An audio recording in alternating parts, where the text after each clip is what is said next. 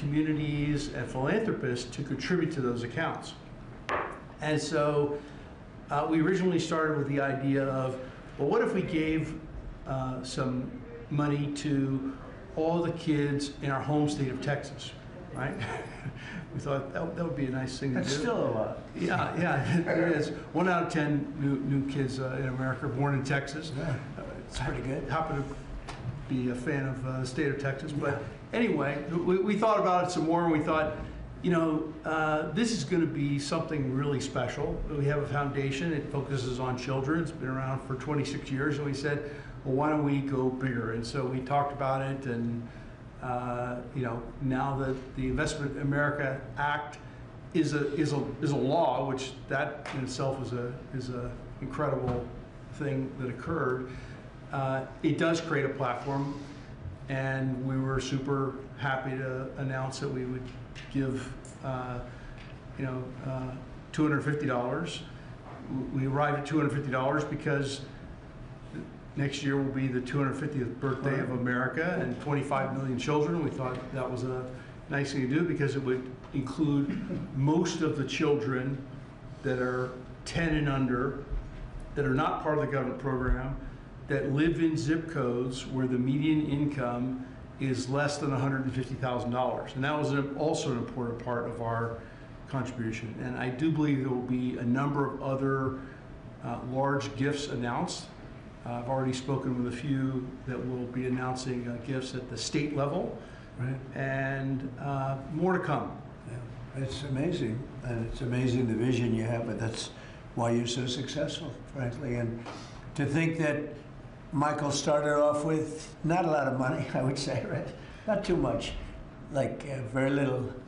And he can give a gift of $6,250,000,000, and I know he said he's going to do a lot more. It's pretty amazing. It's really a beautiful thing to watch. So great for our country. So we have the Trump accounts are doing really well, and it's become, I have to tell you, just everyone's talking about them, you know, beyond what I would have even thought. And it's going to make some young people relatively very wealthy. And in some cases, I mean, they could really be off to a great start. So some people have had that advantage and some people haven't, but it's a wonderful thing. Thank you to you and your beautiful wife. Thank you, sir. So it's a pleasure to welcome so many brilliant minds and distinguished business leaders back to the White House. I love these brilliant minds, including Michael Dell of Dell Technologies, who makes a great product. And I want to thank him for what he's done, what we just discussed, the accounts. We also are grateful to be joined by Enrique Lores of HP. So thank you very much, Enrique. Great job you're doing. Antonio Neri of HP Enterprise. Thank you very much. What's the difference between HP and HP Enterprise? We focus on the cloud security, networking, and large systems. The cloud's good. People have done very well with the cloud. That's great. Arvind Krishna of IBM, who's actually become, I would say, a legend. The job he's done. He's taken the stock from a rather low price to a very nice price. I won't say high because I'm sure you're going to say it's going to go up a lot more, right? But, so I can't say a high price. But he took IBM into a new stratosphere that nobody, I think, saw. If you go back to before, when he took over the company, nobody would have even imagined that you'd be able to do what you've done. So congratulations, become a good friend. Cristiano Amon of Qualcomm, and thank you very much. Congratulations on success. I know a lot about your company. You've done amazing. An executive director of the Technology CEO Council, Bruce Mailman. So, thank you very much. I think that these people know each other. We're going to be talking a little bit about technology today, and we'll take a few of your questions about technology. I'm sure you probably won't have too many of those questions. You'll be asking about some other things, right, Bruce? Our administration is committed to total dominance in technology. Right now, we're leading artificial intelligence by a lot. And I think You know, you look at what's going up, and we're writing rules, regulations. We want to keep it at the federal government level, so it's simple for the companies. Very important, frankly. And I think we're pretty well committed. I spoke to some of the senators today, and I think we're committed to do that. We want to make it as simple as possible, as easy, because you're competing with some very big sources, and we want to stay number one by a lot. We're leading the world in building new data centers and new semiconductor and chip manufacturing facilities and new capacity for AI. And we're unleashing all of the forms, literally all forms of energy and natural gas and oil to clean, beautiful coal and safe, reliable nuclear power. And I'm giving them approval to, when they build these massive plants that cost $50 billion. You know, it used to be that for $50 million, you could build a nice little shopping center. But for $500 million, you could build one of the biggest, most beautiful centers. And now they're talking about $50 billion. So explain that one. These buildings are, there's never been anything. There's never been anything like that. So you're all involved in that. It's pretty amazing. 1 year ago, our country was considered dead by many leaders throughout the world. And now we have what's called the hottest country anywhere in the world. We're the hottest country in the world right now. 10 months took us. I thought it was going to take longer, Michael. I didn't think we were going to have this success this soon. We have over $18 trillion being invested, much of it by, like you're in for a lot. What's the number that you're looking at? 150. 150 billion.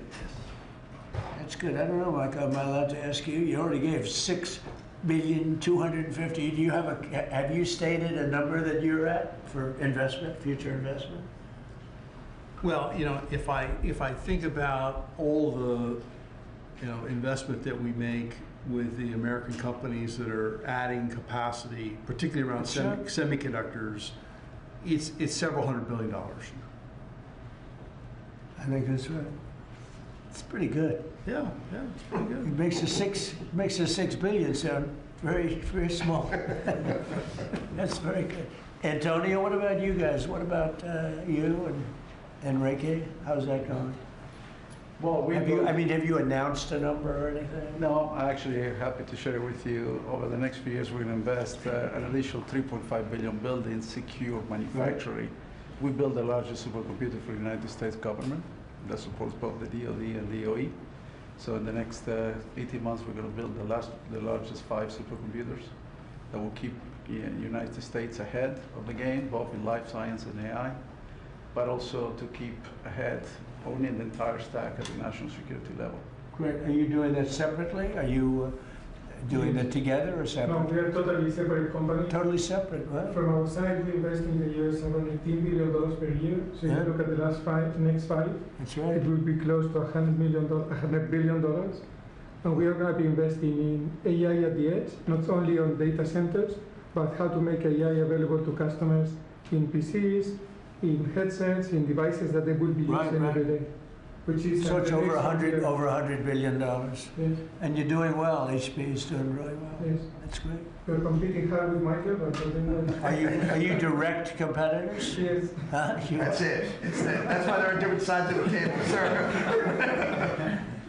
The old days would say, why don't you make a deal? I guess now it's not so easy to make a deal. We can have an arm wrestling match now. Yeah, right. And Cristiano, you've been amazing, right? Your company with the investments. How are you doing with investments? We're doing great. I think, Mr. President, you have a great decision. I think when you drove our company to continue to be innovating, and I think we're doing very good. We've been, in addition to doing phones, I think we're now, our chips are going to every car company in the world, all the car companies. We're entering into the robotics. There's a lot of growth in robotics and the data center. New smart glasses going to be the future mobile devices. Industrial, I think a lot of the drive towards manufacturing the country is driving a lot of technology for smart manufacturing. We're making chips for that. So I think we're very excited. And I think, like Michael, I think the number of industries our chips are being enabling is driving hundreds of billions of dollar investments in. And most important for us, semiconductor manufacturing is very important. So we are going to be customer of the fabs that are being built in the United States by TSMC and Samsung. So That's We're great. just going Yeah, to that's keep a going big step. forward. Yeah, it's very important, and we are all customers of those valves. to be Those fair. two are my customers too, so Memory stuff, memory? we do the memory, we do all the Who's the king of memory? It's Micron and Micron's- SK Hynix. and Micron's another one doing very well. That's great. Yeah, I heard you're doing fantastically. Congratulations. Thank you, Mr. President. The stock market has set a 51, think of this, 51 all-time record highs during the last 10 months. 51. You guys are big beneficiaries. You're setting the records, right? It's amazing. 51 times we've hit a new high. And in the history of our country, if you think about it, 51 times during the last 10 months. And Bruce, let me ask you, pull these people all together. How's it looking for technology? A lot of global competition, but you'd rather be playing our hand than any other hand in the world. Yeah, I think so. We have a good hand right now, don't we? Joe Biden secured just really much less than $1 trillion of new investments in 4 years. And in 10 months, we secured more than $18 trillion. So 18 times the amount in 10 months what they did in 4 years. And they would have gone negative. They were heading toward negative. In other words, not $1 trillion, but it could have been 3 or 4 or 5 trillion less because people were leaving. So it was a big turnaround in 10 months. The $18 trillion, it's a record. There's never been a country that's gotten anywhere near that. In the Middle East, when I left the Middle East, we brought back $3 trillion and lots of Boeing airplanes, like 300. And Boeing gave me the award for the greatest salesman in the history of Boeing, which was a nice little award. I have a little plaque. The greatest, I think I've sold 1,000 Boeing planes. Can you believe it? Now all they have to do is make them. Okay, they got to make them, but they will. But we have made historic trade deals with the United Kingdom, China, Indonesia, Vietnam, Japan, the EU, Malaysia, Cambodia, El Salvador, Argentina, Ecuador, Guatemala, Switzerland, Liechtenstein, Thailand, and South Korea, and many others. And a lot of it's based on the November 5th election result, which was a massive victory. We won all 7 swing states, the popular vote. We won the Electoral College by a landslide. We won counties. The counties, they do I don't know, to me it's the most accurate of all in many ways. We're 2,700 counties against 525. That's pretty good, right, Cristiano? Pretty good. 2,700 against 525. 525. That's why when you see the maps are all red, except for two little blue lines on the right and the left side of the map. They're probably changing too. Americans are great builders, and in the Trump administration, America is once again a country where innovators get a green light. You have the greatest innovators in the world at this table, and representing a lot of their friends who are competitors and friends. But we're really on a big move to get rid of red tape so they can run their businesses and not have to wait 10 years for an approval. In the old days, getting some of these approvals for plants that are already being built would have taken 10, 15, even 20 years prior to rejection. You'd get rejected. You'd work 20 years and then you'd lose 5 to 4. And we're getting plants approved in a matter of weeks. The biggest plants ever built in a matter of weeks. For every new regulation, we're slashing more than 10 old regulations. So we're not allowing regulations unless they slash 10 old regulations. We did that in the first term, and we cut more regulation than any administration ever. In our first term, we have the all-time record. I think we're exceeding it here. In fact, now it's 1 in 24 is the number we're at. It's 1 in 10 you have to do, otherwise we're not letting you do it.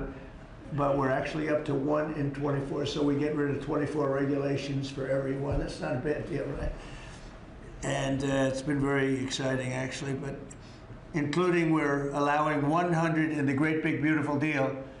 We're allowing 100% expensing for capital expenditures, including investments in factories and equipment and structure. So, including even structure.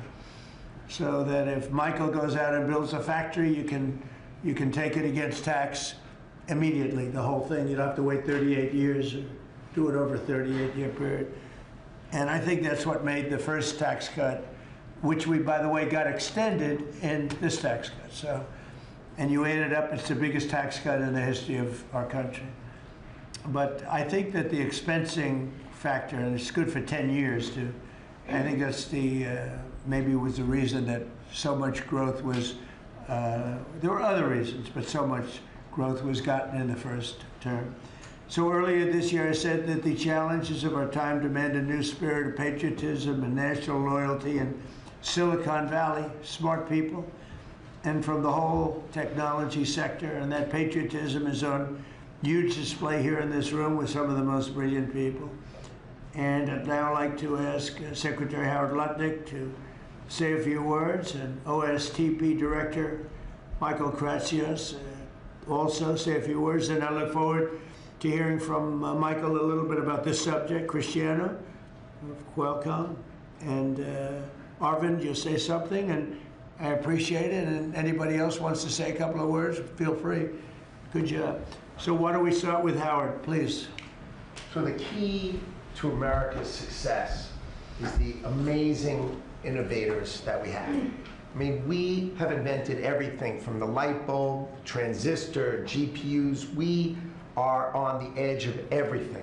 And we need to keep being on the edge, and the people at this table and this industry is why America's great. We need to build here. You know, for too many years, we innovated and we let everyone else build our stuff. And we just can't do it anymore. So with President Trump coming and winning the election on November 5th, we changed that, and now we're going to build it here. You've done everything you can, and you've heard trillions and trillions of dollars of technology build coming home to America to protect and defend us and use our innovations here. You're driving interest rates lower, and you're going to continue to drive them lower. That makes it cheaper. It makes it more exciting to build here. You've blown out the regulatory deep state so that people can build here and do it fast. And the last thing is, because of our investment in energy, that drive down the cost of energy for all Americans, including the people who are building here. Drive down the cost of energy. It's great for America. Put all of that together, and you're going to see the greatest growth the United States of America has ever seen. You're going to see north of 4% next year, and then it's going to go up from there to 5s and 6s. This president's going to drive the greatest GDP growth, led by the tech sector coming home and driving growth. Well, thank you. You know, one of the things I'd like to say just before going over to Michael, and this Michael, and then we'll have this Michael, all right? But one of the things I'd like to say is, in the old days, when you announced really good results in this country, the stock market went up.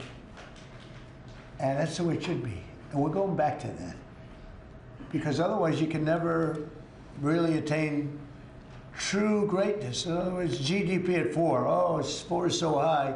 Let's raise interest rates and kill it. And we're going to go back to the old days.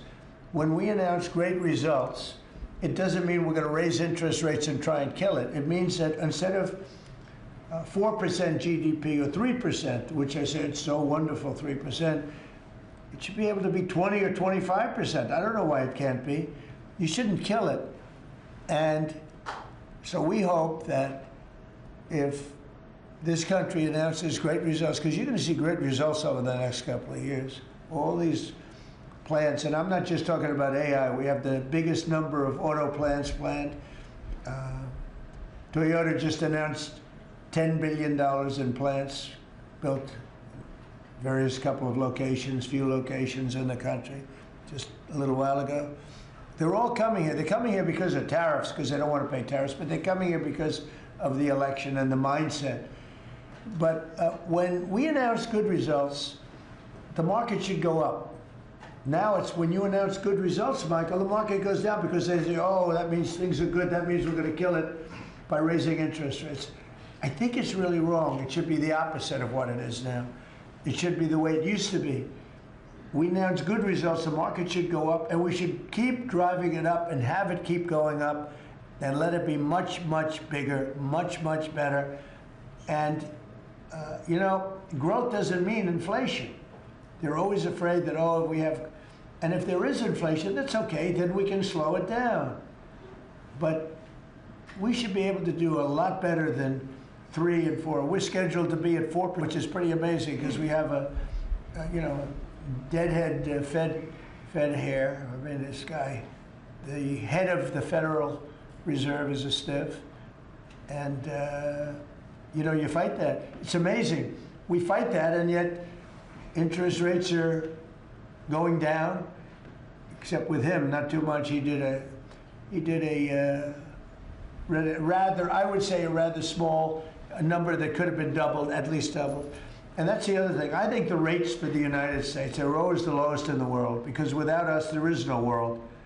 Without this economy, there's no world. You could go to some of these wonderful countries that you think are so great. Well, one of the reasons they're great is because we allowed them to get rich off of us.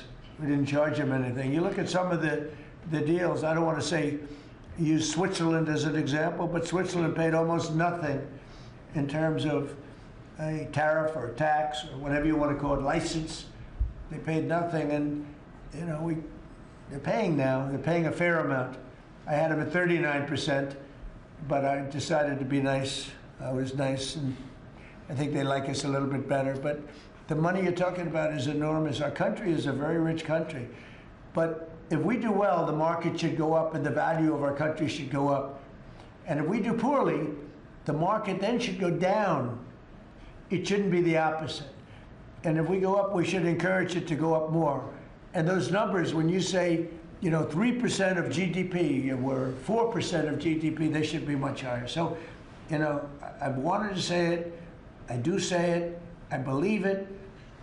And we have to get a mindset that when a country is doing well, you don't want to kill the growth. That's what they're doing. They kill the growth. I don't know if you guys even agree with that. They kill the growth because they're so afraid of inflation.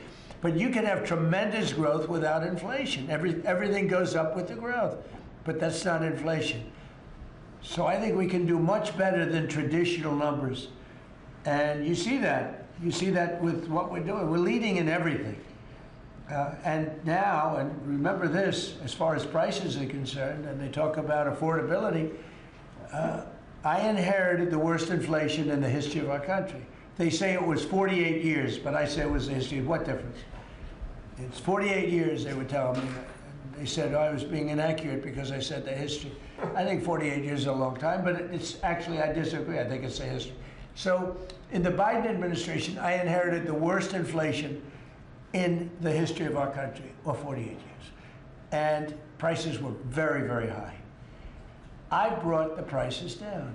We had yesterday 3 states where oil was at $1.99 a gallon. How about that? And with these guys, it was $4, $4.50. In California, it was like $7 because that's a badly run state. But the price for oil and gas and everything else, the price of gasoline was $4.50, $5. And we just hit $1 and we broke $2. I was looking forward to that. Couple of states, 3 states. And I will say that when that happens, oil and gas and energy is so big, it's so big a category, you don't even know what number 2 is. There is no number 2. And when you have the prices coming down for energy like that, you've killed inflation and you're lowering prices. So I inherited, very simply, the highest prices in history, and I'm bringing them down really fast, led by energy. And when energy comes down, everything else comes down. But I've only been here a short while, and we gave them a beautiful, beautiful thing, and they destroyed it. They would have destroyed our country had they been allowed to stay. If we didn't win this election, if we had Kamala, who's the same as Joe, low IQ people, but if we had Kamala, you would have a country that would be right now in ruins. I believe that 100%. Things would be in a state like nobody's ever seen before. Worse than anything you've ever imagined. Worse than 1929, in my opinion. Instead, we have the hottest country in the world, and we're going to keep it that way. But just to finish, we inherited high prices. We're bringing them down very rapidly, and we're bringing them down to very, very good levels. They'll soon be down at very good levels. Michael, please go ahead. Absolutely. As everyone in this room probably knows very well, leadership in science and technology has been foundational to our economic and national security for 4 decades. And because of the policies that you have championed and the private sector partnerships that you have made, America currently is leading the world in S&T, and it's benefiting all Americans every day. The one thing that I want to remind this group of, and many of you know, the president has been arguing for American leadership in AI well before ChatGPT was even invented. The president signed an executive order on artificial intelligence leadership in 2019, which set the stage for the revolution that we're seeing today. In the past year, we've built on that. We signed out the AI Action Plan in July of this year, which the president launched here in Washington, along with 3 EOs. And I know a lot of that effort is around creating a regulatory environment to allow for companies like yours to thrive and for the applications that you build to have the biggest impact on Americans every day. So thank you for everything that you do, and I know we're going to keep working together to make sure that America is the home for the next great technological discoveries. All right, thank you, Michael. And Michael? Thank you, sir. Well, look, we greatly appreciate the focus the administration has on lowering energy costs. And energy is the substrate of manufacturing at the industrial level, and really an incredibly important input to the economy. We can't be competitive without a super low cost energy industry. And had a great meeting earlier today with Secretary Wright, and really appreciate all the work that he's been doing. This is, of course, incredibly important when it comes to AI, because it does consume a great deal of power. All the semiconductor manufacturing consumes a great deal of power. Another big area of focus for us is how we can take all this great AI technology, the AI stack of the innovative companies here in the United States, and sell that around the world. And I'd like to ask Arvind to speak a little bit more about this. Arvind? Thank you. So, Mr. President, first, we really would like to thank you for everything you're doing for economic growth, as you said. I completely agree with you. Economic growth then drives a lot of other benefits to everything else. We also want to thank you for all the work you're doing on deregulation and making things easier for business to participate in that growth. Michael spoke of the AI stack. It's incredibly important that under the action plans that you have laid out and Michael Kratzer just spoke of, we really help promote the AI stack, which is not semiconductors only. Those are incredibly important, but it's semiconductors, it's software, it's the systems which many of us here build, and it is the software applications on top. The ability to take those to all our friends in countries, so all the friendly countries, is going to be very, very important. And we wish to work with your government to make sure that we can do that, because otherwise we're afraid that competing countries are going to be able to get that stack. So we would say that. Anything that you're looking at that we can help you with so that you create a bigger and better IBM and hire a lot more people? Anything you need? A few countries, we'll speak to members of your administration to make sure that those can go and that barriers get lowered for being able to do it quickly. We agree guardrails are necessary, but lower barriers would be very, very helpful. You mean tariffs? No. Because are these countries tariffing you, making your life difficult? Are they doing anything else to make your life difficult? It's the ability to take certain systems which have semiconductors inside them into these countries. So right now, because we have controls on where all the semiconductors can go, then the entire system is restricted. That's what we want to do. The same as how many countries do that? Probably a half dozen. So I can tell you the countries already. I know. Yes. I know every country very well. And we have ways of combating that quickly. So you let me know. And the last part I'd like to say is I'd also like to thank you for all that you're doing to help modernize government itself, because we think that that's incredibly important. You made a number of announcements, but a couple that I'd just like to point out. We worked with Commissioner Frank Bisignano to help make Social Security better. So I would like to thank you for your help on that.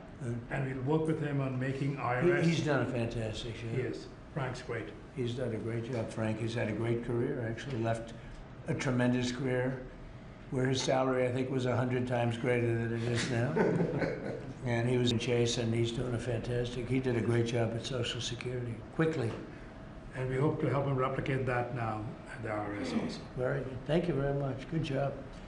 Cristiano, please. Yes, just a few points. I think, first of all, Mr. President, thank you for your vision. Thank you for understanding the importance of the American private sector in industry, I think, and the growth of the economy. I want to just build on some of the things that were said by my colleagues. I think we have built probably one of the most advanced technologies in the world, and part of it is because I think the commitment to innovation that we have in the country, but also the fact that it has been American technology for the world. So I think we have an incredible opportunity. When I think about what Michael said about exporting AI, I had a conversation with Secretary Howard. Now that the trade deal's been made, is an opportunity to really build on those trade deals and export, I think, American technology. And also, as we think about the technology, it's an important vector to drive the reindustrialization, I think, of the country with technology. So we're incredibly excited about that. I think it's a big opportunity. I think it's the next wave of growth that we can build on those trade agreements. And I think it resonates what also Arvind said about the importance of the American technology stack. And then I'm just going to finish with 2 points. There are 2 exciting things happening in the world of technology coming right now. One is as AI becomes the new form of computing, AI is going not only to the data center, but to everything, to cars, to PCs. And we see now the ability to run models that you can only run AI in the data center. You can run that on a microcomputer, on a computer for Enrique, on a server, with small server on premise. So I think we're going to see the proliferation of AI. The other one is 6G. We had made commitment working with your administration, working with FCC. We're going to accelerate 6G. We're working to have a launch first in the world in the LA Olympics. And I think that's another opportunity for America to lead in the next wireless evolution. So thank you. Thank you for the opportunity. Thank you for the partnership. And we're going to be hard at work, I think, driving that agenda. So we're into 6G now. I just finished 5G. I was a leader on 5G getting that done. And now they're up to 6. Let's do it again. What does that do? Give you a little bit deeper view into somebody's skin? See how perfect it is? I like the cameras the old days. So they just had a nice feature. Now they cover every little. Let's see, Michael, you're in good shape. You're not gonna. But I tell you, it's the 6 is coming, huh? It's coming. Does it ever end? And what happens? You'll be into 7, right? Before 6 gets old, you'll be into 7. Anybody have anything else to say? Anybody? I think that the other thing is we want to thank you as well for the openness of your organization and your team. We always find people that wants to hear what we need and is willing to design programs that will support us. So thank you for. Well, we're here to serve you. We want you to just dominate the whole world in terms of what you do. It's a very important world, and you're doing that. And we're making it easy for you, and that means you're going to do it faster. It's more jobs, and a lot of good things happen, right? Go ahead, Thank you, please. Mr. President. You may not recall, but in your first term, you actually sponsored the Department of Energy to build the largest systems ever built. And thanks to your sponsorship, the Department of Energy owns the 3 top supercomputers in the world. Yep. And we build them with them. And these are systems that can do quintillion operations per second. And that means we can solve I know. a lot of We made that possible. It's worked out very well. Good. solve problems. So now we're going to build the next generation again. Good. Sounds good to me. Any questions, please? Mr. President. Thank you. Can you explain a little more about this Venezuelan oil tanker and share a little more information? Well, I'll let the people do it, but you see the result, and I guess they probably have released the pictures by now or pretty soon. You'll discuss that with the appropriate people later on, but no, it was seized for a very good reason. Cuba. Sir, there's a new proposal from DHS that would see tourists from a lot of countries have to hand over 5 years of social media history to get a tourist visa. Are you concerned at all that if that's implemented, there would be a decline in tourism next year? And what sort of material do you think is... We're doing so well. We just want people to come over here and safe. We want safety, we want security, we want to make sure we're not letting the wrong people come into our country. We're getting rid of a lot of bad ones from jails, from mental institutions, drug dealers. And we're getting a lot of bad people, murderers. 11,888 murderers, half of them, almost exactly half of them, committed more than one murder. We're getting rid of them. In some cases, we don't even want to get them out. We put them in jail because we're afraid they're going to come back into our country. We're not going to let them back in. So we've taken a very tough stand. And you see where we've been, like Washington, D.C. now, people walk down the streets. They go into restaurants at night. It's beautiful. It's like this beautiful thing to see because until I got here, this was a very, very bad place. We had a terrible thing happen 2 weeks ago with terrorism with regard to 2 National Guards people that are so phenomenal. One is no longer with us, and one, amazingly, we weren't looking with great hope on that, you know, that Andrew. And today he got out of bed, actually, stood up, didn't say anything. It's a little early, but the chances of Andrew, other than his mother, who said, nope, he's going to be okay. His mother was the most positive person. And could be that she'll be right. It's pretty amazing. Made progress. It was, both of them were so badly hurt, we never thought that one could survive. So it looks like Andrew's doing pretty well. Mr. President, the winner of the Nobel Prize dedicated the prize to you, the Nobel Peace Prize, and she left Venezuela at a great risk to make it to the ceremony. There is a risk she could be arrested, actually. What would happen if she's arrested? What message do you send, or would you send to Nicolas Maduro? Well, arrested by who? The Nobel Prize Committee? It sounds like that's probably the ones that would arrest. I don't know anything about it. She was very gracious. She said I should have gotten the Nobel Prize, and I don't, you know, I mean, I'm doing this to save lives. I'm not doing it for any other reason. But no, I don't like if she would be arrested. No, I wouldn't be happy with that. Mr. President, Senate Republicans currently have a healthcare proposal that would take away, let those ACA subsidies expire and then put about $1,000 in people's HSAs. Do you think that is enough money, and how do you ensure that people who will see those tax subsidies expire won't see their healthcare costs skyrocket? Well, the Unaffordable Care Act, which is Obamacare, they call it now the unaffordable because it's unaffordable. It used to be called the affordable, but it was never affordable. It was always bad. It was basically designed for the benefit of insurance companies. And what we're doing is we want all of the billions and billions of dollars that went to insurance companies to go directly to the people, and they can buy their own health care. And people love it. I don't know if the Democrats are going to approve it because they want the insurance companies to make money. It was a scam. Obamacare was a scam. But we're going to see. I mean, the Republicans, I can tell you, want the money to go to the people. And we're winning that battle. The Democrats are having a hard time with it because they're in the pocket of the insurance companies. Yes, please, Steve. You spoke to some European leaders today, I think, sir. I did. Could you tell us about that? And is there a new revised peace plan that Ukraine has presented? Yeah. The leaders of France we spoke to, and Germany, and UK, all very good leaders, very good friends of mine, and we discussed Ukraine in pretty strong words. And we'll see what happens. I mean, we're waiting to hear answers before we progress. You know, we're not spending any money in Ukraine. We're selling basically missiles and everything else to NATO, and NATO is paying us, and then they distribute it to who they want. I guess they're mostly distributing to Ukraine, but we're not spending money. But you know what we are? We're spending a lot of time and a lot of effort.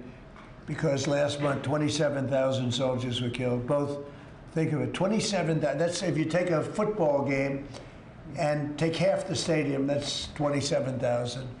So 27,000 soldiers were killed. Russian and Ukrainian soldiers were killed. And I want to see that stop. We'll find out. Look, there are a lot of things happening right now. A lot of people say it's closer than it's ever been. It's a war that would have never started. If I were president, would have never started. It's a war that should never have started. But we'll have it figured out, I think, with within a pretty short You period. say very strong terms, sir. Could you explain that? Well, I think we had some little disputes about people, and we're going to see how it turns out. And we said before we go to a meeting, we want to know some things. You know, they would like us to meeting over the weekend in Europe, and we'll make a determination depending on what they come back with. We don't want to be wasting time. Sometimes you have to let people fight it out, and sometimes you don't. But the problem with letting people fight it out is you're losing thousands of people a week. It's ridiculous. The whole thing is ridiculous. Mr. President, two questions. One, the oil tanker. Who owns that oil tanker? You'll get that information later. Okay, and have you spoken to Maduro since your last conversation? No, I haven't. It's only been one conversation. No. And when you say that the European leaders want to have a meeting over the weekend, are you talking about with Zelensky or with them? With Zelensky and us. And you said in an interview yesterday that you think it's time for Zelensky to start accepting things. What things are you talking about? I think he has to be realistic, and I do wonder about, you know, how long is it going to be till they have an election? You know, it's a democracy. It's a long time. They haven't had an election in a long time. It's losing a lot of people, and it's possible that the people, you know, if you look at the polls, I will say 82%. There was a poll that came out. 82% of the people are demanding a settlement be made. Ukrainian people. They want to see a settlement be made. I understand that. They're losing thousands and thousands of people a week. They want to see it ended. And I do say, you know, at what point, when do they have an election in Ukraine? That's not casting dispersions on anybody, but they do have a massive corruption situation going on there. And they do say, you know, when are they, people are asking this question, when do they have an election? Are they going to have an election? Or are they going to just keep it going like this? So I think it's time to get that war settled. And I think it's a war that can be settled. But it takes two to tango. Mr. President, I wonder about the new owners of Warner Brothers Discovery to make changes at CNN, big changes, and he's spoken to Jared about it. What are you doing with him, or get you sort of wall him off a little bit? So what do you want to know? What changes do you want to see at CNN under new owners? Well, I'm not involved in that. I will be probably involved, maybe involved in the decision. It depends. You have some good companies bidding on it. I think the people that have run CNN for the last long period of time are a disgrace. I think it's imperative that CNN be sold, because you certainly wouldn't want to put people, just leave those people with some money, good money, and CNN, so that, you know, they can spend even more money spreading poison, because it's lies. It's a disgrace. So I wouldn't want to see the same company end up with CNN, the same company with money, because right now they don't have too much money. But they have value, I guess, based on the bids. So you've got value. But I think CNN should be sold, because I think the people that are running CNN right now are either corrupt or incompetent. And that'll be a factor in the decision making, because, you know, we've got some. Well, in my mind, but you know, I can be talked out of that by some very talented people that we have, antitrust people. But I just think that the people that have run CNN into the ground, by the way, nobody watches, very few people watch.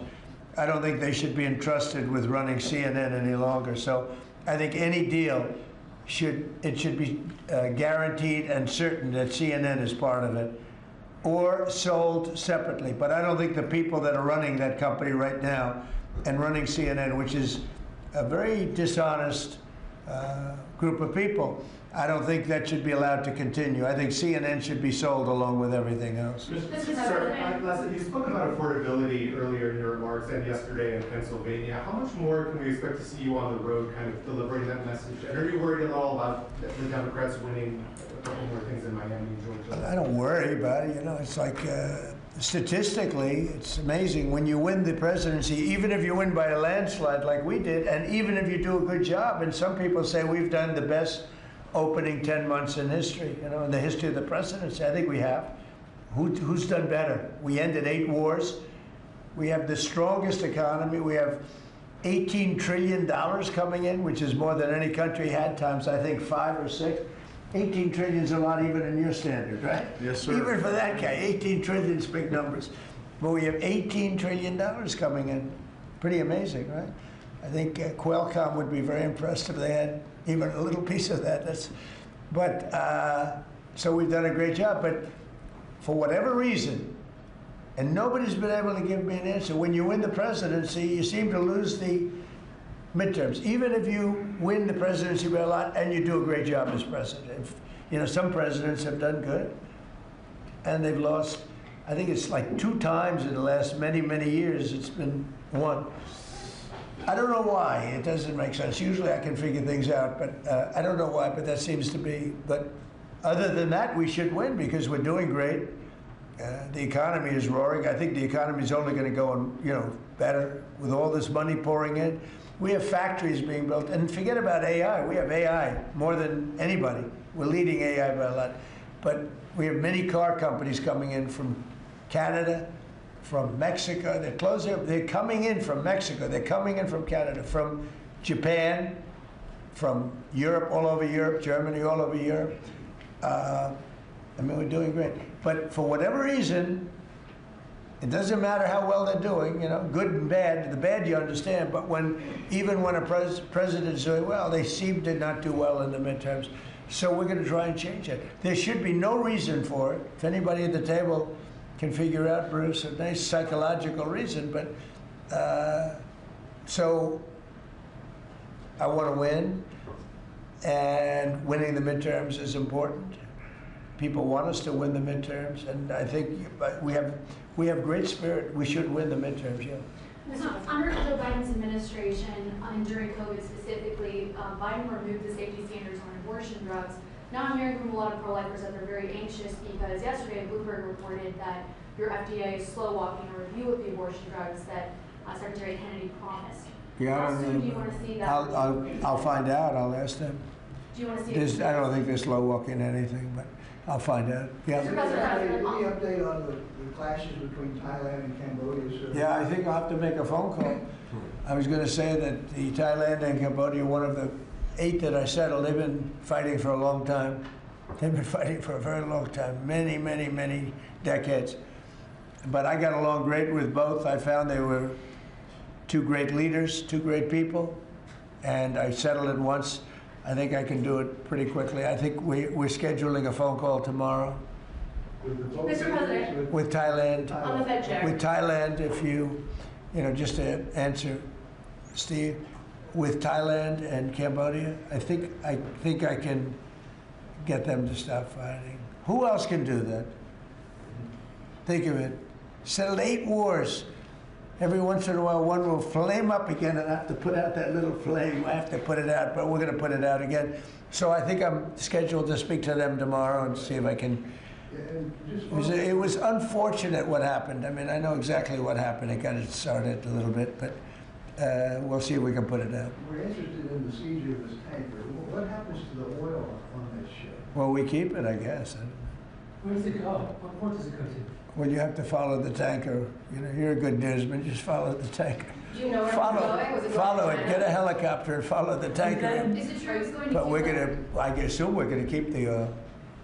Mr. President, on Fed Chair, Kevin Hassett said you were going to announce your decision within the next 2 weeks. Is that correct?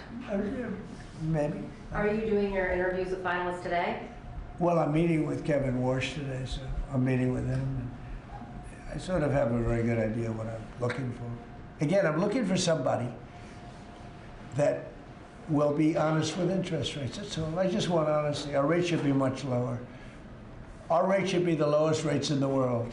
Because all these countries that you see, with low rates, many of them are low because of us, because they suck so much money out of us. But that's not happening anymore. We should have the lowest rates in the world. And without us, none of them really exist as an economy. I mean, I can show you these really prime, really wonderful countries. They've had nothing but success. It's because they took so much out of the United States. I mean, it's one of those little problems. I want to see that when we do well, we're rewarded for doing well, not the way it's been for the last pretty long period of time. Are you asking these finalists to pledge to lower rates? Are you asking these finalists to pledge to lower rates? if they become the chair? No, I'll be asking questions and I'll be able to figure it out. Mr. President, we have 3 countries sending drugs to the U.S., Mexico, Venezuela, and Colombia. And you talked to the president of Mexico, you already talked to Nicolas Maduro. Have you considered talking to the president of Colombia, who you call a drug leader? No, I haven't really thought too much about him. He's been fairly hostile to the United States, and I haven't given him a lot of thought. He's going to have himself some big problems if he doesn't wise up. Colombia is producing a lot of drugs. They have cocaine factories that they make cocaine, as you know, and they sell it right into the United States. So he better wise up, or he'll be next. He'll be next too. And I hope he's listening. He's going to be next. Yes, Mr. President. because we don't like people when they kill people. And they sell drugs. They kill them in the United States. And Colombia is a major manufacturer of drugs, meaning cocaine in particular, as you know. Thank you, Mr. President. Thank you. Multiple House Republicans in recent weeks, days, have been critical of Speaker Mike Johnson. I wanted to ask you if you're still confident in the Speaker to keep his conference together ahead of the midterms, and how often are you speaking about him? I think Mike Johnson is great. You know, he's had a majority of 2, 3, 4, then back to 2. We actually had 1. So we were 1 heart attack away from disaster. So everybody prayed for everybody's health. I think Mike Johnson's been a fantastic speaker. I mean, a very hard job because, you know, when you have a small majority, and we got the biggest bill in the history of our country approved, the Great Big Beautiful Bill. I call it the Great Big Beautiful Bill. There are different names for it, but to me it's a Great Big Beautiful Bill because it gives the biggest tax cuts in history, the biggest regulation cuts in history. No tax on tips, no tax on Social Security, no tax on overtime. I think Mike Johnson's been a great speaker. I think few people could have done that job. Do you want to see another big package move through Capitol Hill the next year, or? Well, we don't need it because we got everything. You know, this was supposed to be 17 bills. And I think it was my idea, but, you know, with the concurrence of people that have done this a long time. And I said, why don't we make it 1 bill? Because it's very hard to get things approved by the Democrats. And it worked out because there was something good for everybody. If we would have done 17 bills, we wouldn't have gotten 1/3 of them approved. It was something great for everybody in the one, you know, the Great Big Beautiful Bill. If I could follow up, yes, good to see you, Mr. President. I can follow up on the event last night in Pennsylvania. Huge crowd turned out there. Big crowd. It seemed like Rally Trump was in prime condition last night. You enjoyed it. Can you just give me your thoughts on that? Then I do have a question on the gold card. Last night was amazing in Pennsylvania. We had a tremendous crowd. It was like freezing. And the people, the thousands of people on the sidewalk trying to get in, or the streets. It was an amazing evening, actually, and I think people really enjoyed it. I enjoyed it. You could tell that. I can tell that you enjoyed it. I enjoyed it. I really did. Well, you know, it's easy to enjoy when you do a good job, and, you know, when you can talk about things in a very positive way. It's hard not to say it. We have potentially the greatest economic boom in the history of the world. It's being built right now. And when it opens, there will be nothing ever in history like what's happening in our country. And, you know, Washington, D.C. is safe, and Memphis is now. Look at Memphis. Crime is down 60% in Memphis. We just got there 3 weeks ago.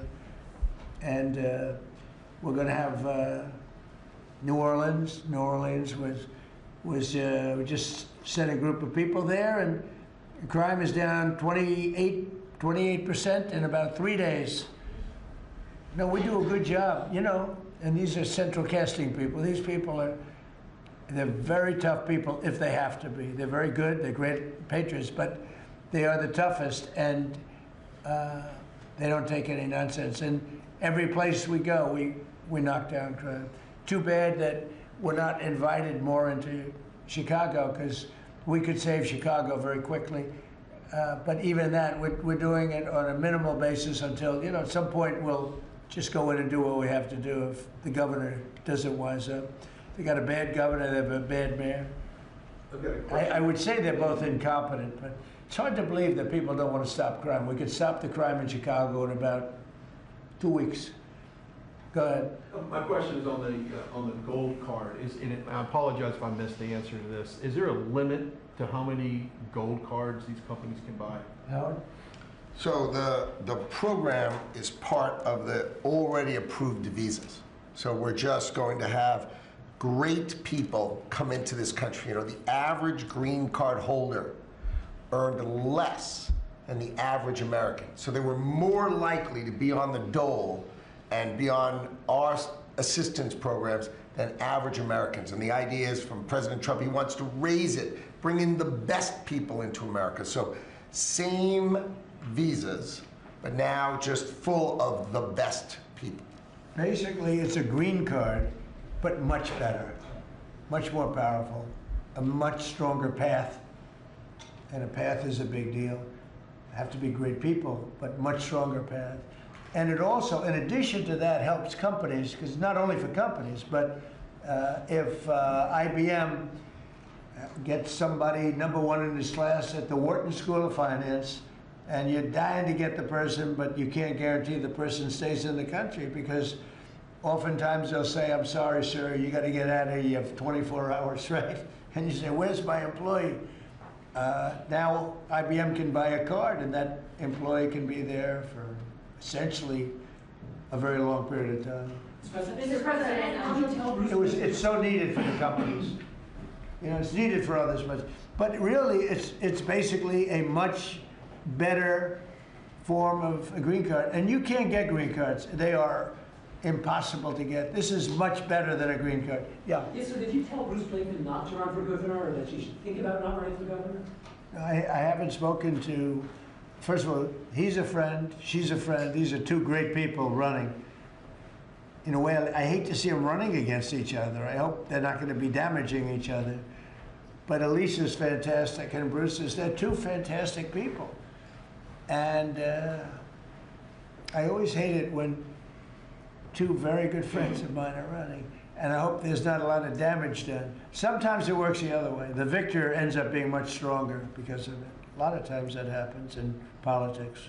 You think you'll step in a couple of months after you see who performs? Well, I think in New York we have a convention toward the end of February, and I think you'll know pretty much at the end of February what's going to happen. And I'll probably have to, you know, do what I want to do. But I hope he's running now, as you know, and she's running. We have two very talented people. Either one should win against the Democrats.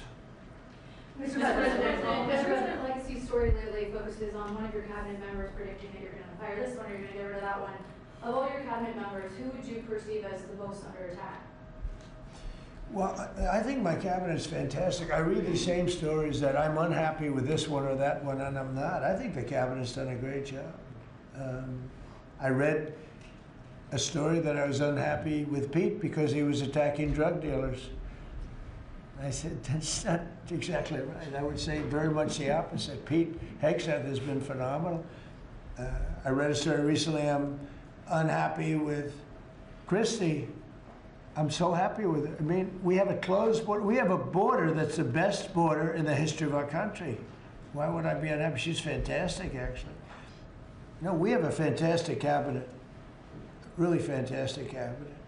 I mean, Lutnick I'll have to think about. No, can't have everything. Can't have everything. He's doing great. Well, Howard's done really well, and Scott's done really well. We have just a fantastic cabinet.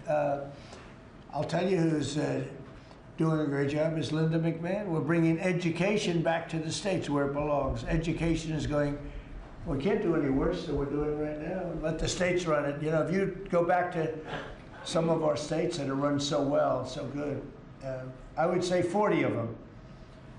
And then you'll have trouble with 5, and you'll have bigger trouble with another 5.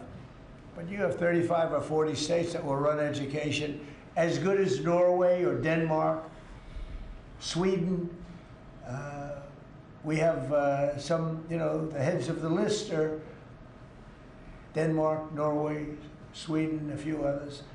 I think if you go to Iowa and you go to Indiana and you go to, I can name a lot of states, I think it would be almost the equivalent or maybe better. But you can't run a school system in Iowa from Washington, D.C. Yeah. So the Gaza plan When do you expect to announce members of the Board of Peace, the leadership of that? Well, we'll do it early next year. And the Board of Peace are gonna, it'll be one of the most legendary boards ever. Everybody wants to be on it. It's mostly gonna be, I guess, you know, we weren't thinking about it that way, but they wanna all do it. Basically, it'll be the heads of the most important countries. Mr. President. They all want to be on. It wasn't really planned. We thought we were going to get very distinguished people do that kind of thing for a living.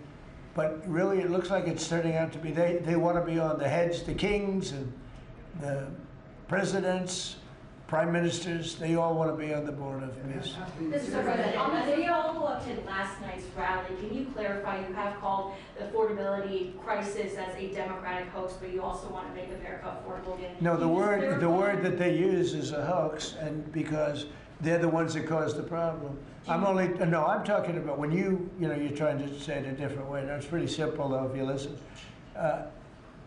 It's a hoax where they created the problem. They're the ones that gave the high prices. So when they use the word affordability, they shouldn't be using that word because they're the ones that created this problem. They created the highest inflation in history, and they created the highest prices in history.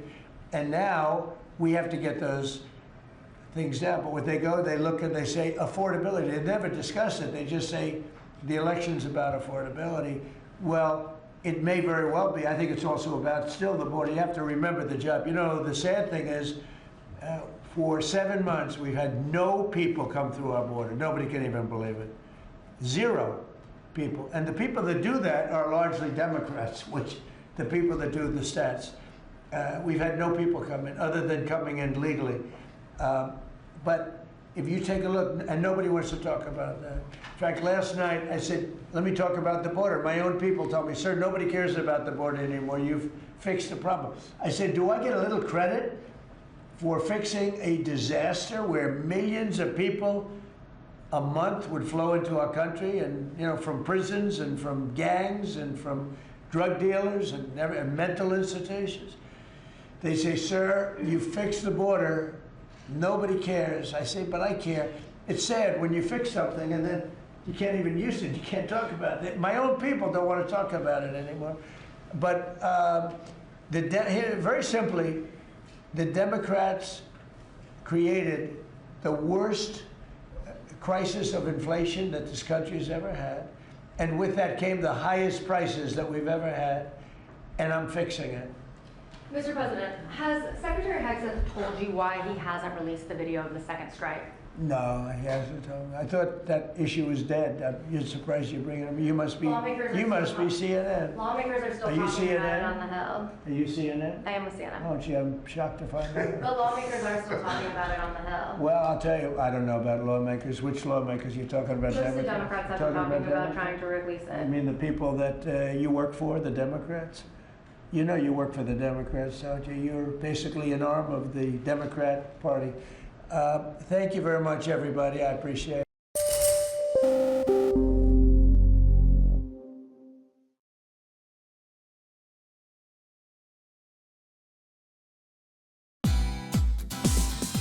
Thank you for watching us on CNBC TV 18. For all news and updates, subscribe to our YouTube channel and watch us on all social media platforms.